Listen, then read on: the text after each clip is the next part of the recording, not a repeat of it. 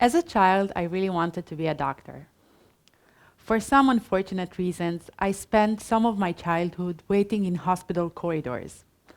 I always admired doctors, the impact they had on patients' lives, the way they understood and controlled life and death, sickness and health. But life happened, and from a little girl who wanted to be a doctor, I became a physics undergrad student. I loved studying physics because I loved how physicists use simple, almost naive mathematics to describe our universe to an amazing accuracy. When I got to the Weizmann, I was looking for a lab in which they integrate between this physics way of thinking and problems from the field that always drew my heart. And this is how I became a white male professor. Just joking, this is how I got to Professor Uri Alon's lab. In our lab, we use tools from the worlds of physics and math to solve problems from the worlds of physics, of biology and medicine. So I was using the order and simplicity that I loved from physics to solve problems from the worlds that always drew my heart. I was living the dream.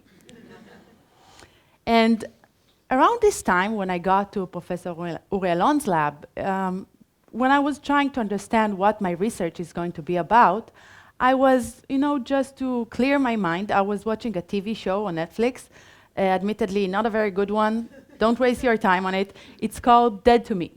And it's starring Christina Applegate, whom you might know from here or here, depending on your generation.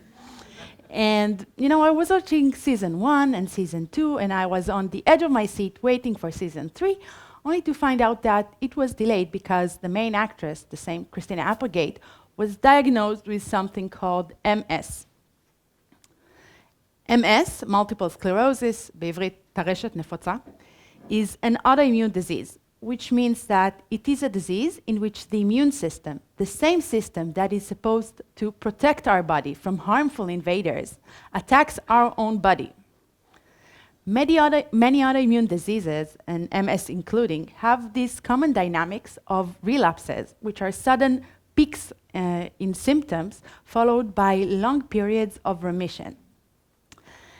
These ups and downs of the immune system, these sounded to me like a pattern and hinted that there might be some familiar mathematics underlying. These patterns of these strong pulses followed by long periods of remission, this reminded me of a class of systems that we know of from the worlds of physics and chemistry. In these worlds, these systems that can yield these strong self-shutting pulses are called excitable systems. And while physics and chemistry might sound far away from for some of you, I want to assure you that you all met an excitable system just this morning. And let me tell you how. Yes, the toilet tank is an excitable system, and I will show it to you now. So you sit there, you do your deed, nothing is happening. When you push the handle hard enough, a strong flush of water starts to run. The water are running and twirling until the tank runs out. Then there's this period of time when the tank has to fill back up again. During this period of time, pushing the handle again won't start a new flush. The exact same thing happened in the immune system during an autoimmune relapse. At a normal state, no immune activity is detected. However, following some trigger, a strong immune activity is initiated against our own body. The patients experience symptoms. In MS, these would be cognitive problems, loss of sensation or mobility in the limbs, loss of vision, and more. However, after some time, the immune system runs out, much like the toilet tank, and shuts itself down.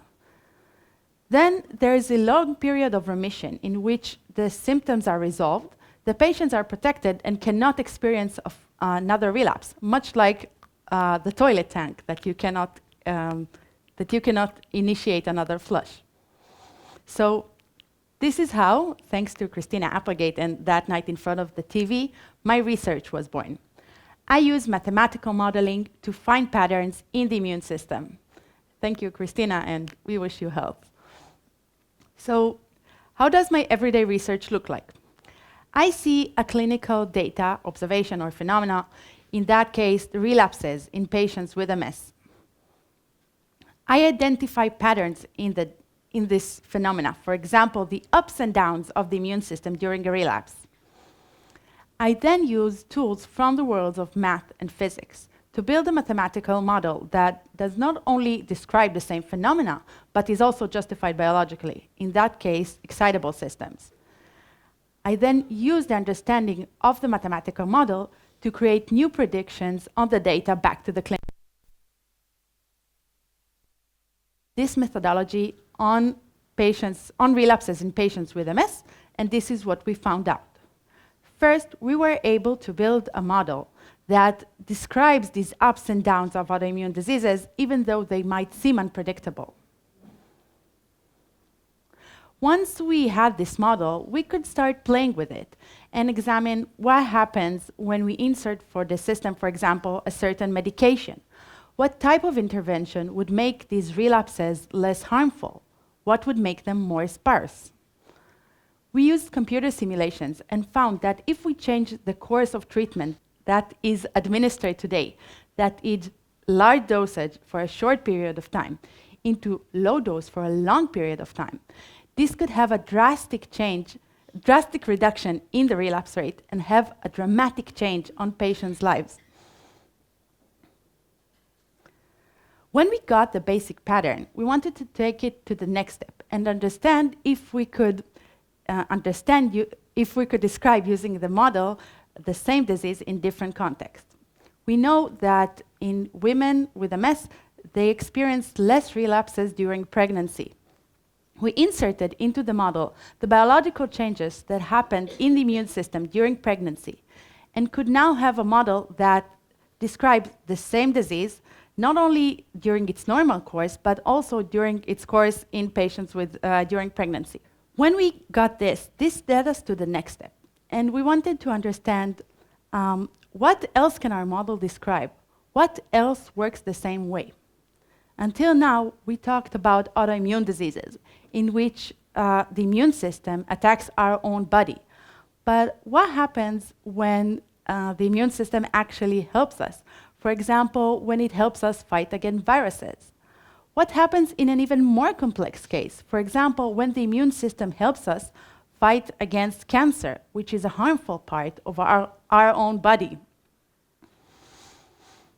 I am now using the same methodology on these two cases, the immune response to COVID and the immune response to tumors like breast cancer.